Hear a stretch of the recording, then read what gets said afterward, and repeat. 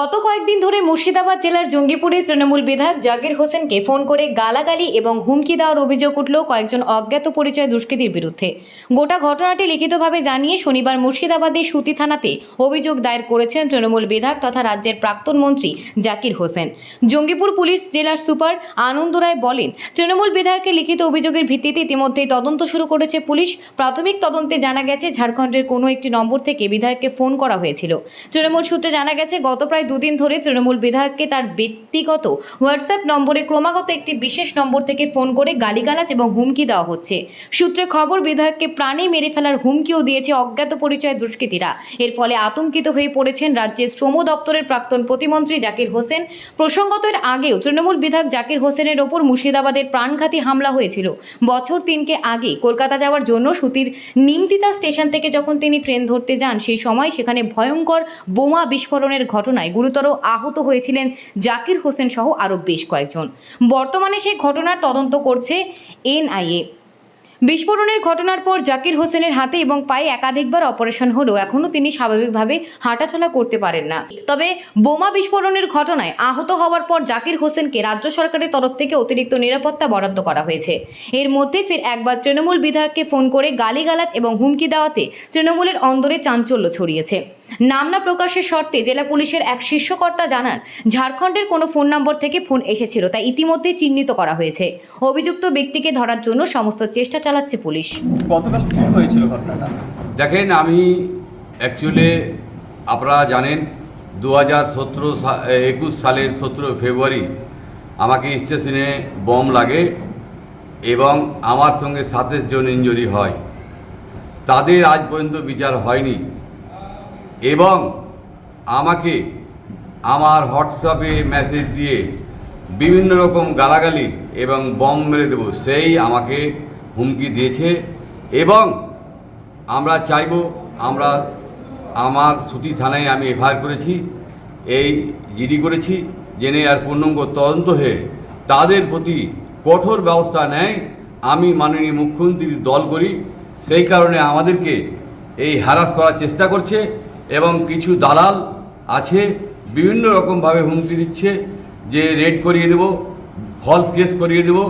আমরা কিন্তু এই বিচারিতার ভিতরে আছি, কেন মাননীয় মুখ্যমন্ত্রীর দল করি বলে আমাদেরকে এই বমের হুমকি দিচ্ছে এবং অশ্লীল গালাগালি এবং যে কোনো প্রাণে মেরে দেওয়ার ভয় করছে। কেন আপনারা জানেন, আমার 1 মাস পরে আবার অপারেশন হবে, আমি কম্বাটুর যাব। কারণ হলো যে আমার পুজ পড়ছে, এখনও পা নিয়ে হাঁটতে পারি না, এখনও আমার ঘা শুকায়নি। আবার আমাকে এই হুমকির সুরে বলেছে, হুমকি দিচ্ছে আমার হোয়াটসঅ্যাপে। একদিন না একাধিক, কারণ হলো দেখুন আমরা অতটা হোয়াটসঅ্যাপ দেখার টাইম পাই না, বেশি দিন ধরে দিচ্ছে। আমি 2 দিন আগে লক্ষ্য করে দেখলাম যে আমাকে প্রচুর গালাগালি এবং হুমকি সুরে আমাকে দিচ্ছে।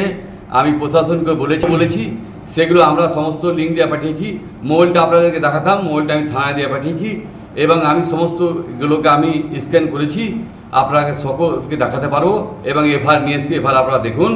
কারণ হলো আমরা সবসময় স্বচ্ছভাবে থেকেছি, স্বচ্ছভাবে ব্যবসা করি এবং তাই আমরাকে বিভিন্ন অ্যাঙ্গেল থেকে আমাদেরকে হুমকি দেওয়া হচ্ছে এবং হোয়াটসঅ্যাপে মেসেজ দিয়ে আমাদেরকে যেভাবে হুমকি দিচ্ছে, এটা প্রাণের ভয়।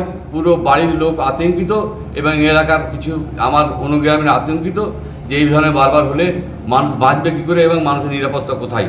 তাই আমরা প্রশাসনকে বলেছি তার কঠোর ব্যবস্থা যেন হয় এবং এই ব্যবস্থা আপনারা জানেন যে এখন আমি শুকাইনি, আবার আমি বলছি যে আমি আবার অপারেশনে যাব। কারণ হলো আমার পুজ পড়ছে এবং হাঁটতেও পারছি না। আপনারা দেখেন যে আমি পা এক পায়ে চলতে পারি না এবং সেই কারণে আমি নিজে আতঙ্কিত আছি। আবার সেই ধরনের আতঙ্ক ছড়ার চেষ্টা করছে এবং বিভিন্ন রকম ভয় দেখার চেষ্টা করছে। আমরা এর সুব্যবস্থা চাই। মাননীয় মুখ্যমন্ত্রীকে অনুরোধ যে তার প্রশাসন গোটাটাই জেনে দেখে তার কঠোর ব্যবস্থা করে। কতদিন থেকে? দেখুন, আমি লিঙ্কটা দেখলে পুরোটাই বুঝতে পারবো। মোবাইলের অত আমি এক্সপার্ট নয়, অতটা আমি বুঝি না। আমি হঠাৎ করে পরশুদিন আমার নজরে আসে যে কী লিখছে দেখি, কেন বিভিন্ন মানুষ লিখে। পরশুদিন দেখছি বম মেরে দেবো বলছে, অশ্লীল গালাগালি, হুমকি দেখাচ্ছে। আমাদের কি অপরাধ আমি এটা বুঝতে পারলাম না। কোথায় থেকে কে করছে সেটাও জানি না। আমরা নাম্বার আছে, আপনার নাম্বারটা দেখে নিন। এবং আমাদেরকে বারবার করে এই হুমকি দিয়েছে, রাগও দিয়েছে। আমরা কিন্তু প্রশাসন এবং আপনাদের মিডিয়া ভাইকে বলবো আপনার এর সুব্যবস্থা হয় সেই ব্যবস্থা আপনারা করুন। ওটা কি আছে কি নাকি মেসেজ? হ্যাঁ, একটা ফোন থেকে বারবার এসেছে। ওটা কি লেখা ছিল কি ভয়েস মেসেজ ছিল? না, লেখা ছিল, লেখা ছিল। হুমকিটা কি আপনাকে দিচ্ছে না পরিবার সহ?